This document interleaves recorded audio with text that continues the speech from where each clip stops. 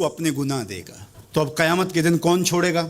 जहन्नुम की दहकती हुई आग सामने होगी और एक बंदा फंसा है और ये भी फंसा हुआ है, तो इसकी जान उसको अपने गुनाह दे के उसकी नेकियां लेके छूट रही है, तो वो कैसे माफ़ करेगा? वो नहीं माफ़ करेगा।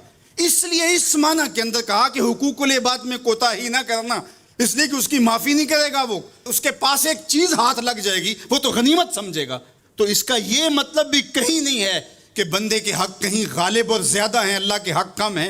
जो हक़ बंदे का अल्लाह पर है, अल्लाह ने तो पैदा किया है। अल्लाज़ी खालका का फसव्वा का फ़अदलक, कहा तेरे हक़ मेरे ऊपर ज़्यादा है इसलिए कि मैं तेरा खालिक लगता हूँ। मैं आपसे पूछता हूँ, इस दुनिया पर, इस आलम रंगो बू में, इस मादी कायनात में सबसे ज़्यादा आपके कंधों पर किसके हक़ हैं? तो आप सब कहेंगे माँ के हक़। हुजूर से भी पूछा गया मन अबर्रो, हुजूर मैं सबसे ज़्यादा किसके साथ हुस्न सलूक करूँ? ये हुजूर से सवाल किया गया। तो मेरे आका करीम ने फरमाया उम्मा का, अपनी माँ के साथ। तो उसने फिर दोबारा सवाल किया, फिर हुजूर ने फरमाया कि अपनी माँ के साथ। फिर कहा हुजूर मैं सबसे ज़्यादा नेकी किससे करूँ? मेरी नेकियों का, मेरे हुस्न सलूक का सबसे ज़्यादा हकदार कौन है? तो आका करीम ने फरमाया उम्मा का, तेरी माँ। तो फिर उसने चौथी मरतबा कहा तो हुजूर ने फरमाया तेरा बाप। तो 3 मरतबा हुजूर ने माँ का जिक्र किया। उलमा ने यहाँ लिखा कि वालिद औलाद की तरबियत करने के लिए मुशक्क़त सहता है, कमाई करता है, ये एक मरहला है उसका। माँ 9 माह तक उसको अपने पेट में रखती है, एक मरहला ये। फिर विलादत का दूसरा मरहला, जच्चा बच्चा दोनों के लिए मौत व हयात की कशमकश है। और तीसरा मरहला उसकी तरबियत का, जिसका बाप शामिल होता है। तो माँ के 3 हक़ बयान किए और बाप का 1 हक़ बयान किया।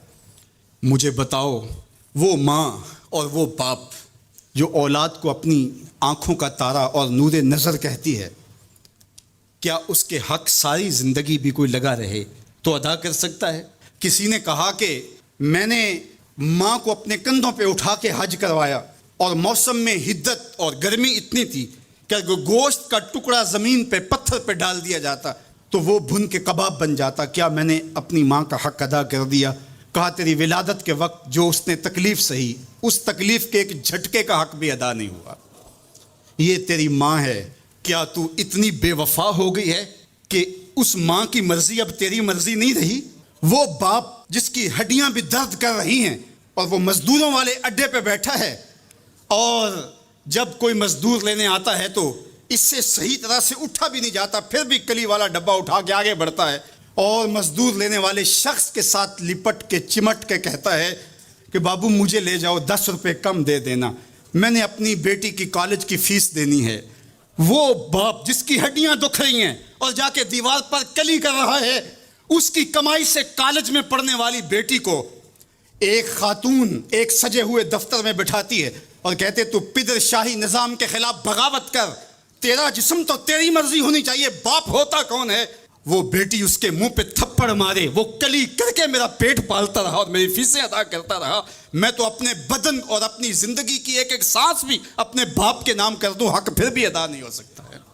मेरा बाप मेरी तालीम का ज़ामिन है, मेरी ज़िंदगी का ज़ामिन है, मेरी इज़्ज़त और आबरू का पहरेदार है। अल्लाह अकबर, मुआशरा बदल गया, हालात के तेवर तब्दील हो गए, बगावतें भर गईं, वफ़ाओं ने दम तोड़ दिया। मगरब की तहजीब सवाए तकल्लुफ़ की और कुछ नहीं है, और चेहरा जो रोशन न हो तो क्या हाजत गुलगुना फरोश, नई तहजीब तकल्लुफ़ के सिवा कुछ भी नहीं है। ये मगरबी तहजीब की यलगार ने मर्द आवाराओ, बेकारो, जन कमारबाश, क्या मुआशरा तख्लीक किया जा रहा है। मेरे हुजूर के ग़ुलामों, आओ हमने दीन हुजूर से लेना है, और ये सारे चौंचले और ये सारी मगरबी वजीफ़ा खोर तंजीमें ये दम तोड़ के रह जाएंगी। इस कायनात के अंदर और इस वतन के अंदर झंडा लहराएगा तो मोहम्मद अरबी के निज़ाम का ही लहराएगा इंशाअल्लाह। हम हुजूर के दीन को खड़ा करने के लिए और हुजूर के नज़म को गालिब करने के लिए अपनी ज़िंदगी के एक एक सांस को हुजूर के नाम वक्फ करेंगे।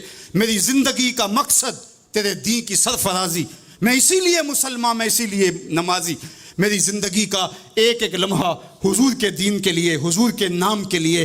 तो हुकूक वालिदैन के जो है वो बहुत सारे हैं। कहा तू उसके एक दर्द के झटके का जवाब भी नहीं दे सका। माँ औलाद से जो मोहब्बत करती है और जो माँ के हक़ हैं वो इतने ज़्यादा हैं کہ کسی پیمانے میں اس کو تولا نہ جا سکے. میں کہا کرتا ہوں سمندر کی پاتال تک تو کوئی پہنچ گیا ہوگا، لیکن ماں کے پیار کا کنارہ آج تک کسی نے نہیں پایا. یہ سڑکوں کے کناروں پر بڑے بڑے ہیوی ترازو نصب کر دیے گئے ہیں، پورا کنٹینر تول لیا جاتا ہے، لیکن آج تک ایسا ترازو میں نے نہیں دیکھا جس پر ماں کے پیار کو بھی تولا جا سکے. ماں جب بولتی ہے تو اس کے لہجے میں جبریل بولتا ہے. ماں جب مسکراتی ہے تو لگتا ہے جنت کی ساری کلیاں کھل اٹھی ہیں. اللہ نے ماں کے سینے میں وہ درد، وہ درک، وہ محبت، وہ چاہت، وہ پیار کا جہاں آباد کر دیا کہ سید خورشید گیلانی نے کہا تھا کہ اونچے ہوٹلوں میں کھانا کھانے میں وہ سرور کہاں جو چولہے پر بیٹھ کے ماں کے ہاتھوں سے پکی ہوئی چپاتیاں کھانے میں ملتا ہے. اور کہا اونچے اونچے اسٹیجوں پہ حضرت صاحب، عالی جناب، مفتی صاحب، قبلہ عالم، کیا کیا لفظ سننے کو ملتے ہیں، لیکن ان لفظوں میں وہ چاشنی کیا جو ماں کی زبان سے اوئے مٹھو اور اوئے ببلو کے اندر رکھی گئی ہے. ماں کے سینے میں تڑپتی ہوئی ممتا اور محبتوں کا جہاں، اس کی کوئی مثال ہی نہیں ہے. ماں کو اتنا پیار کیوں ہے اور ساری زندگی ماں کے حق ادا کرتا رہے پھر بھی حق ادا نہ ہو، کیوں؟ اس لیے کہ ماں نے جنم دیا ہے. یہی جواب ہے نا آپ کا کہ ماں اتنا پیار اس لیے کرتے، اس کے حق کتنے ہیں کہ میرے حضور نے کہا پھر ماں، پھر ماں، پھر ماں. اتنے حق کیوں ہیں؟ اس لیے کہ اس نے جنم دیا ہے. میرے جملے کو بار بار آپ نے سنا ہوگا، پھر سن لیجئے.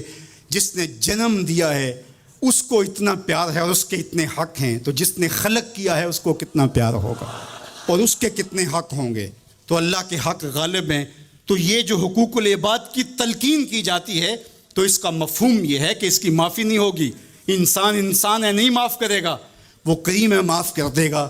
تو اس کا یہ مطلب کبھی بھی نہیں نکلتا کہ جو ہے وہ اللہ کے حق کوئی کمزور ہے اور مخلوق کے حق غالب ہیں. ہمارے اوپر سب سے بڑا حق ہمارے اللہ کا ہے، پھر رسول اللہ کے حق ہیں، پھر اس کے بعد ہماری ماں کے، ہمارے باپ کے، ہمارے مرشدوں کے، ہمارے استاد. ہم احسان فراموش لوگ نہیں ہیں. ہم جس کا بھی حق ہو اس کو پورا کرتے ہیں. مولا کائنات سیدنا علی المرتضیٰ فرماتے ہیں جس نے مجھے ایک حرف بھی پڑھایا اس نے مجھے اپنا غلام بنا لیا. ہم تھوڑی سی عزت ملنے پر آنکھیں سر پہ نہیں رکھ لینے والے لوگ.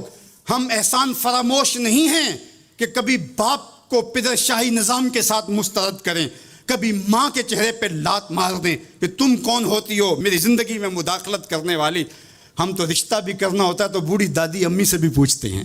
جب تک وہ ہاں نہیں کرتی تو گھر کے اندر ماحول ہی نہیں بنتا ہے. ہمارا دین، ہمارا کلچر، ہماری تہذیب، ہمارا تمدن ہمیں یہ سکھاتا ہے لیس منا من لم یرحم صغیرنا ولم یوقر کبیرنا، جو چھوٹوں کے ساتھ شفقت سے پیش نہیں آتا اور بڑوں کے ساتھ جو ہے وہ توقیر سے پیش نہیں آتا. میرے حضور نے فرمایا میرے ساتھ اس کا کوئی تعلق، کوئی ربط، کوئی رشتہ نہیں ہے. تو ہمارا دین تو ہمیں یہی سکھاتا ہے. تو بیم اور رجا کے درمیان ہمیں یہ سکھایا گیا. بات احترام کی چلی تو عقیدوں کے اندر جب غلوف پیدا ہوتا ہے تو اغیار کی سازشوں کا ہم نادیدہ اور دیدہ طور پہ شکار ہو جاتے ہیں. اقبال نے آج سے صدیوں قبل یہ بات جو ہے وہ ہونے والے حادثات کی نشاندہی کرتے ہوئے اپنے زمانے میں کہا تھا کہ تو کہ نشناسی خفیراز جلی ہوشیار باش، اے گرفتار ابو بکر و علی ہوشیار باش. کہا تو نہیں جانتا کہ تیرے ساتھ کیا کھیل کھیلا جا رہا ہے. ابو بکر اور علی کو آپس میں مقابل کھڑا کرنے والے ہوشیار ہو جا. یہ غیار کی سازش ہے. یہ دونوں کرنیں سینہ محمد عربی کی ہیں. ابو بکر بھی حضور کے ہیں، علی بھی حضور کے ہیں، عثمان بھی حضور کے ہیں، اصحاب بھی رسول کے ہیں، اہل بیت بھی حضور کے ہیں. ہم ان کی چوکھٹ کے فقیر بھی ہیں اور ان کے در کے بھی غلام ہیں. ہم تو غلام ابن غلام ابن غلام ہیں. ہمیں تو ان کی وساطت سے دین ملا ہے. ہم ایک کا نام لے کر کے دوسرے کی نفی نہیں کر سکتے. اللہ کے محبوب علیہ الصلوۃ والسلام نے حضرت سیدنا علی المرتضیٰ کو دیکھا اور فرمایا، مسند امام احمد بن حنبل نے اس کو روایت کیا، نہج البلاغہ میں موجود ہے. سیدنا علی المرتضیٰ فرماتے حضور نے میرے بارے فرمایا، یہلک فی رجلان محب مفرط و مبغض. علی تیرے معاملے میں آ کے دو لوگ برباد ہوں گے. تیرا معاملہ حضرت عیسیٰ والا معاملہ ہے. ایک نے حضرت عیسیٰ سے بغض رکھا اور ان کی ماں پہ تہمت لگا دی، اور ایک نے حضرت عیسیٰ سے اتنی محبت کی انہیں ابن اللہ کہہ دیا. دونوں گمراہ ہو گئے. فرمایا تیرا معاملہ بھی حضرت عیسیٰ کا ہے. یہلک فی رجلان، حضرت علی خود فرماتے ہیں میرے معاملے میں دو لوگ برباد ہوں گے، محب مفرط و مبغض. ایک محبت کر کے برباد ہوگا، ایک بغض رکھ کے برباد ہوگا. امتن وسطہ، درمیانی امت ہو تم. تم نے ترازو کے دونوں پلڑے پورے کر کے عدل کے تقاضوں کو پورا کرنا ہے. ایسا نہ ہو کہ علی کی محبت آنکھوں پہ پنٹی باندھ دے تمہیں ابو بکر بھی نظر نہ آئے, تمہیں غارے ثور کی بلندیوں پر اپنے کندھوں پہ حضور کو اٹھا کے لے جانے والا صدیق بھی دکھائی نہ دے, اور تمہیں جو ہے وہ دشمن کے آگے سینہ تان کے کھڑے ہونے والا فاروق بھی دکھائی نہ دے, اپنا سارا مال حضور کی راہوں میں خرچ کر دینے والا تمہیں عثمان نظر ہی نہ آئے, تم یوں اندھے ہو جاؤ. اور ایسا بھی نہ ہو جانا کہ علی کا نام لیا جائے تمہاری طبیعت میں بے چینی آ جائے, تمہارے چہرے کا رنگ بدلنے لگے, تم علی کا نام گوارا نہ کرو. جس علی کا ذکر بھی عبادت ہے تمہیں ٹھنڈ کیوں نہیں پڑتی ہے, تمہیں تسکین کیوں نہیں ہوتی ہے؟ تو کہا نہ ادھر لڑکنا نہ ادھر لڑکنا, نہ تم گمراہیوں کا شکار. وَكَذَلِكَ جَعَلْنَاكُمْ أُمَّةً وَسَطًا, تم امت وسط بن کے رہنا, تم ترازو کے دونوں پلڑے برابر رکھنا. اور میں آپ کو امت وسط کے حوالے سے ایک ضروری بات وہ بھی بتانا چاہتا ہوں, اور وہ یہ کہ میرا اسلام, میرا دین امن کا دین ہے. قیام امن دین کے مقاصد میں شامل ہے. لیکن دوسری جانب اگر دشمن کی سرکوبی کے بغیر راستے نہ نکلتے ہوں تو اسلام کہتا ہے گھوڑے تیار رکھو. اسلام کہتا ہے تمہاری تیغ براں اس کے سر کو کاٹتی ہوئی آگے بڑھ جائے, تم ان کے جوڑ جوڑ پہ مارو. تمہیں جہاد کا حکم دیا گیا تو ان دونوں پلڑوں کو برابر رکھنا پڑے گا. کہیں ایسا نہ ہو کہ تم امن کی بات کرتے کرتے جہاد کو ہی بھول جاؤ, اور ایسا بھی نہ ہو کہ تم جہاد کی بات کرتے ہوئے امن کا مذاق اڑانے لگو جو کہ دین کے مقاصد سے ہے. جہاد بھی امن کے قیام کے لیے کیا جاتا ہے. آپ فقہا سے پوچھیں, فی نفس ہی قتال قبح ہے, حسن نہیں ہے, فی نفس ہی. لیکن یہ حسن کیسے ہوا؟ لغیر ہی ہوا, یعنی چونکہ قتال سے پھر پائیدار امن آئے گا لہٰذا یہ مجبوری قبول کر لی گئی.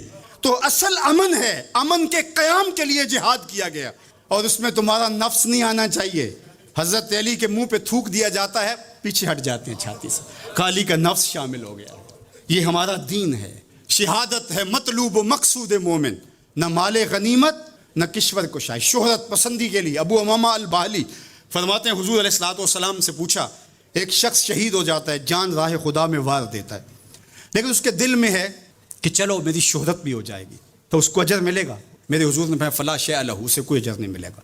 تو کہتے ہیں میں سمجھا کہ میں اس بات کو صحیح طور سے بیان نہیں کر پایا, تو میں نے پھر کہا حضور اعلاء کلمت الحق کے لیے, دین کی سربلندی کے لیے اس نے یہ سب کچھ کیا ہے, لیکن ساتھ یہ بھی ہے کہ چلو ناموری بھی تو ہوگی.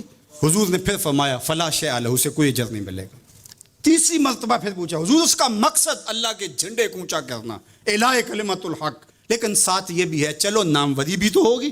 میرے حضور نے پھر فرمایا فلا شیء لہ, اور پھر مزید وضاحت کرتے ہوئے فرمایا اللہ صرف اسی عمل کو قبول کرتا ہے جو محض اس کے لیے کیا گیا ہو.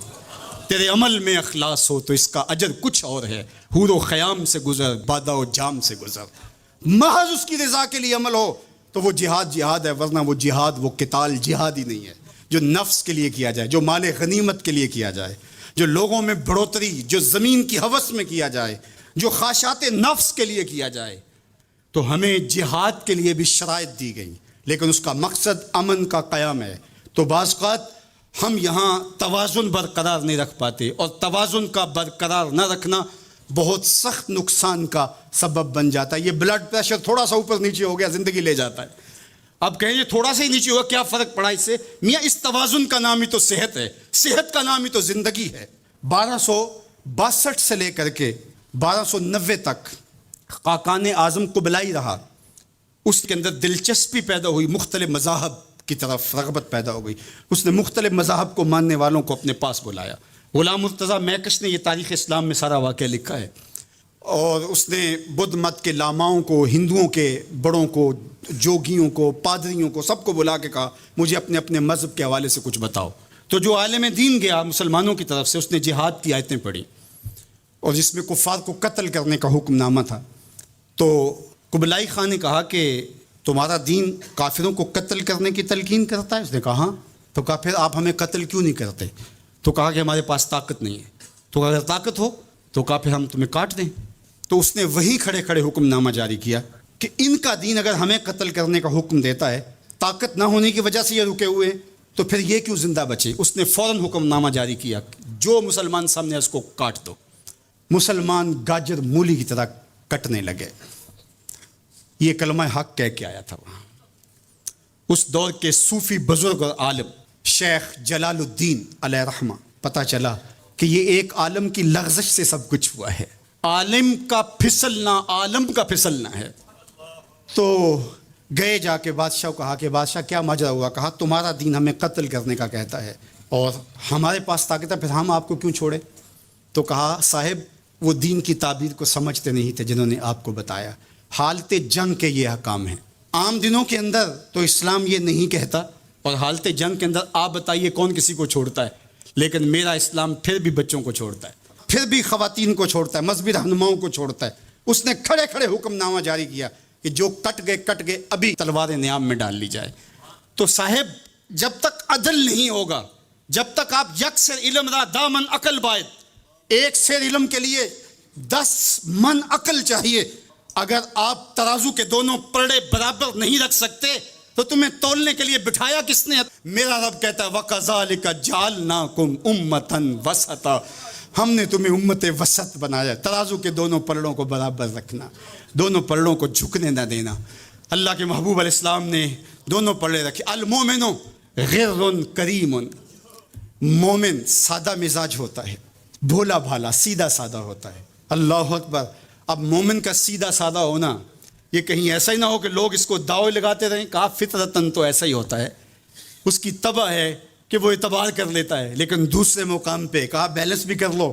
میرے حضور نے ارشاد فرمایا لا یلدغ المؤمن من جوہر واحد مرتين، مومن ایک ہی بل سے 2 مرتبہ ڈنگ نہیں کھاتا. اگرچہ وہ چالاک نہیں ہے لیکن زیرک ضرور ہے، اگرچہ وہ مکار نہیں ہے لیکن بصیرت کا نور اللہ نے اس کے سینے میں رکھا ہے. کہا اس کی فراست قلبی سے ڈرو، وہ اللہ کے دیے ہوئے نور سے دیکھتا ہے. اس کو اللہ نے چراغاں دی ہے، اللہ نے اس کو روشنی عطا کی ہے. عمومی طور پہ کہا جاتا ہے یہ دنیا والے ہیں یہ دین والے ہیں، اور یہ 2 تقسیمات کر دی جاتی. یہ تقسیمات ہمارا دین ہمیں نہیں سکھاتا. دونوں پلڑے برابر رکھو، دنیا بھی اور دین بھی. اصل دنیا کیا ہے؟ مولا رومی بولے چیز دنیا از خدا غافل بدن. دنیا ہے کیا؟ خدا سے غافل ہونے کا نام دنیا ہے. وہ آپ چاہے ممبر پہ بیٹھ کے غافل ہیں یا دکان پہ بیٹھ کے غافل ہیں، وہ آپ دنیا داری کر رہے ہیں. یہاں مقصد لوگوں کے دل اپنی طرف موڑنا، لوگوں کی جیبیں ڈھیلی کرنا، لوگوں میں اپنے آپ کو محبوب اور اپنے آپ کو جو ہے وہ لوگوں کا مقصود بنانا، اپنے بت کو تراشتے رہنا کہ لوگ پوجا پاٹ کرتے رہیں. یہ ممبر پہ دکانداری ہو رہی ہے. اور دوسرا دکان پہ بیٹھا ہے لیکن سچ کا دامن نہیں چھوڑتا. میرے حضور نے فرمایا سچا تاجر قیامت کے دن پیغمبروں کے ساتھ اٹھایا جائے گا. تو دنیا اور دین یہ دونوں ساتھ ساتھ چلتے ہیں. تو دین اور دنیا 2 الگ الگ خانے نہیں ہیں. اسلام ترک دنیا سے روکتا ہے لیکن غرق دنیا سے بھی بچنے کی تلقین کرتا ہے. رہبانیت کا درس بھی نہیں دیتا. لا رہبانیت فی الاسلام، اسلام میں رہبانیت نام کی کوئی چیز نہیں ہے کہ تم گھر بار چھوڑ دو، تم بستی چھوڑ دو، تم کوہ غار کی زندگی اختیار کرو. اسلام کا یہ مزاج نہیں ہے. ابھی بات ہو رہی تھی، حضور نے مواخات قائم کیے مدینہ المنورہ میں، 2 مرتبہ قائم کیے. ایک دفعہ حضور نے مکے میں قائم کیے تھوڑے صحابہ کے درمیان. اور مواخات مدینہ یہ کائنات کا ایک انوکھا باب ہے، اور یہ ایک الگ مضمون اور عنوان ہے کہ 2 افراد کو، ایک انصار لیا اور ایک مہاجر لیا، اور حضور نے ان کے درمیان مواخات قائم کر دی. تو حضرت ابو دردا اور حضرت سلمان فارسی کے درمیان حضور نے مواخات قائم کی. تو جن کے ساتھ بھائی چارہ تھا وہ پھر حال پوچھنے جاتے تھے کہ میرے بھائی کو پریشانی تو نہیں ہے. تو حضرت سلمان فارسی گئے حضرت ابو دردا کے گھر. تو دیکھا کہ حضرت ابو دردا کی بیوی وہ عام سے کپڑوں میں تھی. تو انہوں نے کہا کہ میری بہن یہ کیا ماجرا، میلے کچیلے واجبی سے کپڑے. تو کہا کہ تمہارے بھائی کو دنیا کے ساتھ کوئی رغبت نہیں ہے، عورت آراستہ ہو. حضور نے فرمایا کہ عورت کی خوبیاں بیان کی کہ بہترین عورت وہ ہے جب اس کا شوہر دیکھے اس کو تو اسے خوش کر دے. وہ اس کا لباس اور طرز زندگی ایسا ہو کہ مرد کے لیے مسرت، خوشی اور سرشاری کا ذریعہ ہو، تاکہ اس کی نظر یکسو رہے اور اس کے خیالات پراگندہ نہ ہوں، اس کی سوچوں میں آوارگی نہ آنے پائے. تو کہا کہ تمہارے بھائی کو رغبت ہی نہیں ہے دنیا کے ساتھ، اس لیے مجھے اس کی کوئی ضرورت نہیں ہوتی. خیر حضرت ابو دردا آئے تو کھانا لائے. تو حضرت سلمان فارسی نے کہا کہ آپ بھی کھائیے. کہا میں روزے سے ہوں. کہا کہ میں تو نہیں کھاؤں گا جب تک تو آپ نہیں کھائیں گے. تو نفلی روزہ مہمان کے لیے توڑا جا سکتا ہے. تو انہوں نے روزہ افطار کر لیا، ساتھ بیٹھ کے کھانا کھایا. رات پڑی، سونے لگے.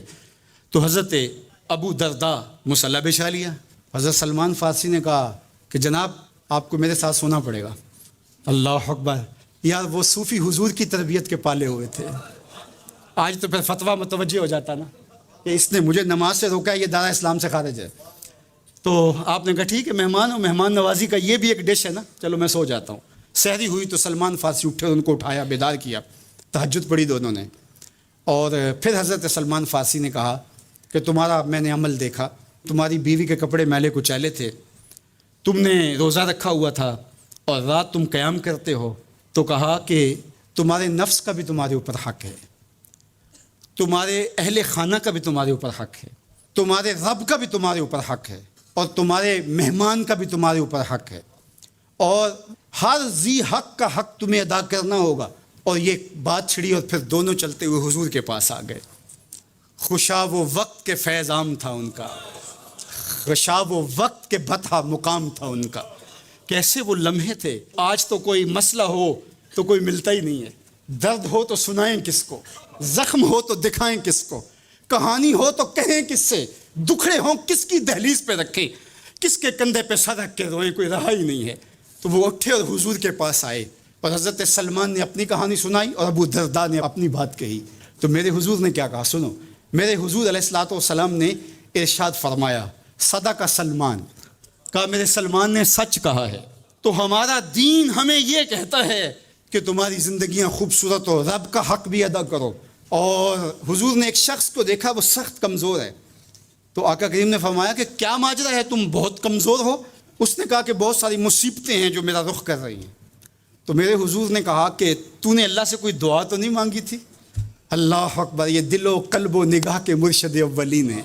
حضور تو سینوں کے چھپے راز بھی جانتے. کہا کہ تو نے کوئی دعا تو نہیں کی تھی رب سے.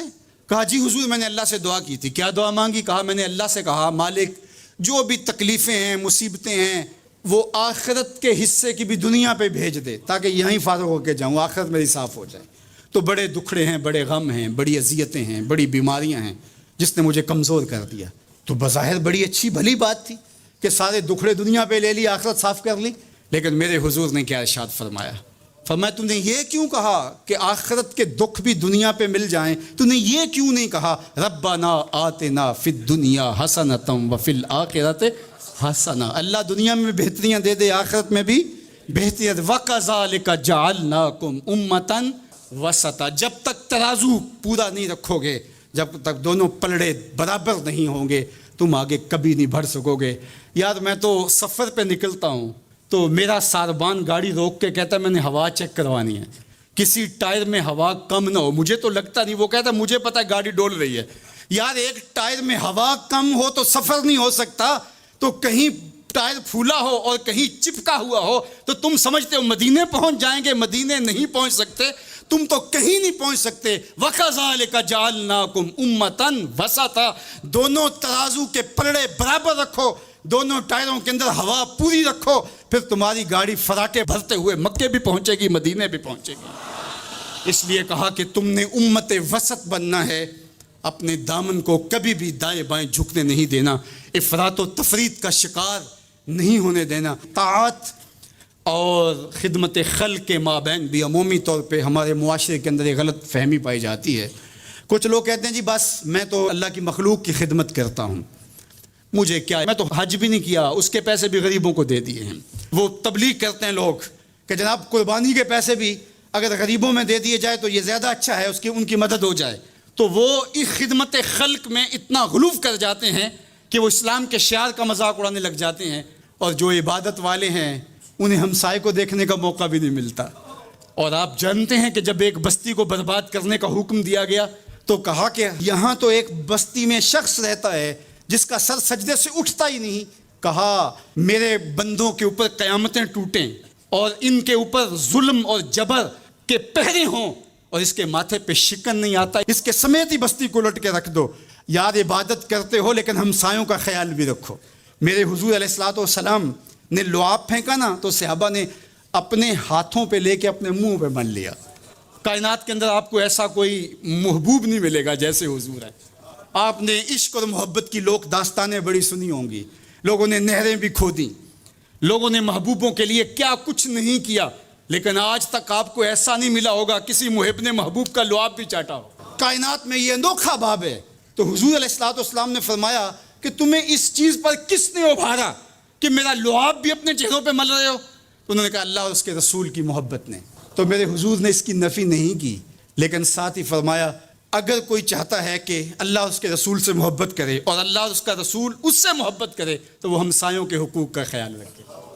یعنی تمہارا یہ پہلو بھی، تم عاشق رسول بھی ہو لیکن ہمسایوں کا بھی تو خیال رکھو۔ تمہارے گھر پہ جھنڈا تو لگا ہے حضور کے میلاد کا، لیکن اگر ہمسایوں کے گھر میں اندھیرا ہے تو یار اپنے گھر میں اس سال اگر چراغاں نہیں کر سکے، غریب ہمسائے کا میٹر کٹ گیا اس کا بل دے دو، آمنہ کا لال زیادہ خوش ہوگا، میلاد والا رسول زیادہ خوش ہوگا۔ اس لیے دونوں پلڑے برابر رکھو، نہ تو عبادات کے زعم میں تم خدمت خلق کو اور ہمسایوں کے حقوق کو، رشتہ داروں کے حقوق کو بھول جاؤ، اور نہ یہ کہ تم خدمت خلق کے نام پہ عبادات کا مذاق اڑانے لگو۔ وَكَذَلِكَ جَعَلْنَاكُمْ أُمَّةً وَسَطًا۔ ادارت المصطفیٰ دونوں بازوؤں کے ساتھ اڑنے کی فکر رکھتا ہے اور امت وسط کے مزاج کو لوگوں میں راسخ کرنا شروع ہوتا ہے۔ ظاہر ہے جب کبھی اس بازو پہ زور پڑے تو کبھی اس بازو پہ زور پڑے تو بازو جھکنے لگتے ہیں، تو میرا اللہ مدد کرتا ہے، نصرت دیتا ہے۔ تو کبھی ہمارے کسی بازو پہ فتویٰ بھی آ کے جو ہے وہ زور ڈالتا ہے، کبھی کسی فتوے کا میزائل لگتا ہے، لیکن ہم تو بلے شاہ کی بولی میں کہتے ہیں بلے آلو کی تینوں کافر کافر آکھن تو آہو آہو آکھ۔ ہمارا کام الجھنا تھوڑا ہے، ہم نے تو آگے بڑھتے ہی چلے جانا ہے، اور ہماری منزل تو مدینہ ہے، ہم نے تو اس کی طرف عازم سفر رہنا ہے۔ ادارت المصطفیٰ ایک فکر کا نام ہے، اور وہ فکر جو مدینے کی ضیاؤں سے پھوٹتی ہے، گنبد خضرا کے جمال کی روشنی ہے، اور وہ مصطفی نہیں ہو سکتا جس کے دونوں بازو میں سے ایک بازو شل ہو۔ حضور کی امت سے جس کو پیار نہیں ہے، حضور کی امت سے جس کو محبت نہیں ہے، حضور کی محبتوں کا کبھی بھی مستحق نہیں ہو سکتا۔ میرے بزرگ فرمایا کرتے تھے جس کے بچوں سے تم پیار کرتے ہو اس کا باپ تم سے پیار کرتا ہے۔ اگر تم چاہو کہ حضور ہم سے پیار کریں تو حضور کی امت سے پیار کرو۔